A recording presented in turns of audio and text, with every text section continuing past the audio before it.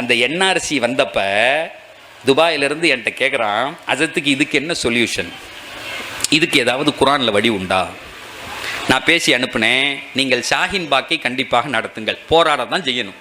ஆனால் அல்லாஹ் இந்த என்ஆர்சிக்கு ஒரு செய்தியை குரானில் சொல்கிறான், அதை செஞ்சால் மட்டும்தான் நீங்கள் அதை விட்டு தப்பிக்க முடியும். அதற்குரிய சொல்யூஷன் குர்ஆனிலே உண்டு. என்ன சொல்யூஷன் தெரியுமா? அல்லாஹ் குர்ஆனிலே ஒரு ஆயத்திலே சொல்லுகிறான், இதா கரஅத்தல் குர்ஆன ஜஅல்னா பைனக வ பைனல் லதீன லா யுமினூன் பில் ஆகிரத்தி ஹிஜாபம் மஸ்தூரா. அல்லாஹ் சொல்லுகிறான், எவர் ஒருவர் தொடர்படியாக குர்ஆனை ஓதுகிறாரோ, தொடர்ந்து தொட்டு தடவி ஓதுகிறாரோ, அவருக்கும் மறுமையை நம்பாதவருக்கும் இடையில் ஒரு ரகசிய திரையை நாம் ஏற்படுத்துகிறோம். அவன் உங்களை பார்க்காதது மட்டுமல்ல, உங்களை குறித்து அவர்கள் சிந்திக்க கூட மாட்டார்கள். இதை பத்தி ஒரு 3/4 மணி நேரம் ஒரு கண்டெஸ்ட் பேசினேன். அப்படின்னா என்ன, திரைனா என்ன, எப்படி அது உருவாகும்? சார், நீங்க நடத்துற போராட்டத்திலாம் எதையும் மாத்திர முடியுமா? தெரியாது. ஆனா போராடணும். நான் அதற்கு எதிரானவன் அல்ல.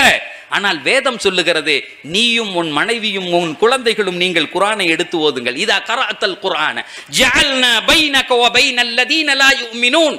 எவர்கள் மறுமையை நம்பவில்லையோ அவர்களுக்கும் உங்களுக்கும் இடையில் ஒரு திரையை ஏற்படுத்துவோம். அவன் உன்னை பார்க்க கூட மாட்டான்யா. அவனுடைய சிந்தனை தொடுதல் இல்லாத ஒரு வாழ்க்கை வேண்டுமா? இங்க இருந்துகிட்டு போராடிக்கிட்டு இருக்க வாழ்க்கை வேண்டுமா? அதுல சொல்லிட்டு சொன்னேன், அப்படியே உங்களை வதை முகாம்களில் போட்டாலும் கூட என்னோடு என் இறைவன் இருக்கிறான் நீ முடிவு பண்ணிட்டா உன்னை எவன்டா ஜெயிக்க முடியும்?